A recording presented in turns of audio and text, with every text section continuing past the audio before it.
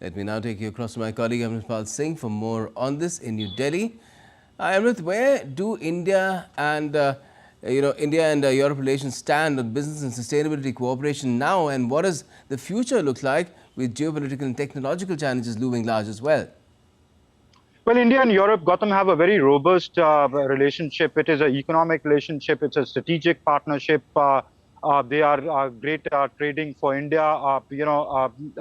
EU is the third largest or the second largest trading partner. If you look at it as a block, you spoke about the total trade on both sides being 185.16 billion dollars. It's evenly poised both in terms of imports and exports and the balance of payments. So it is a robust relationship, but they're negotiating a FTA which would further give boost. And they have ambitious targets of taking the trade to about $2 trillion, by 2030. And for that, they're trying to work out various agreements, including the FTA, which would give more access, would give a secure trade environment.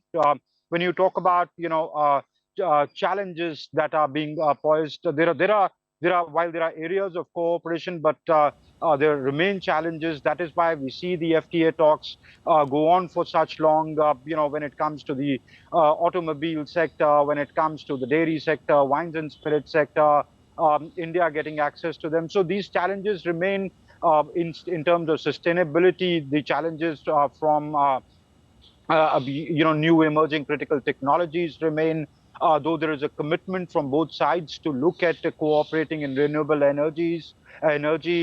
clean energy, reducing the digital divide, etc. But then again, there are issues, geopolitical issues also looming large, like the Ukraine war, the disruption of supply chains. They've been pushing to create a mechanism where sustained supply chains can exist. So all these challenges remain, which the two sides are working towards addressing. Gautam? Right. Now, you mentioned the FTA negotiations, which were relaunched in June 2022. I believe the seventh round has just begun. You mentioned automobiles and other things that have been hindrances. But how close are we to ensuring that these negotiations are finally concluded?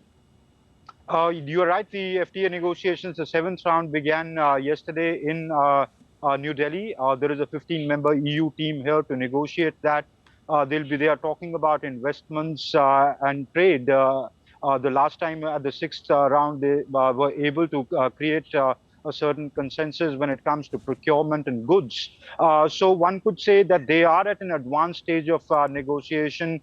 We could see that being inked soon. But as I said, there remain some roadblocks or divergences on how to reduce trade barriers, especially in sectors that are socially and politically challenging on both sides, and the policies where they do not match, but there are a lot of convergences also. So I think, given that they are at an advanced stage of negotiation, we could see that being inked soon. All right.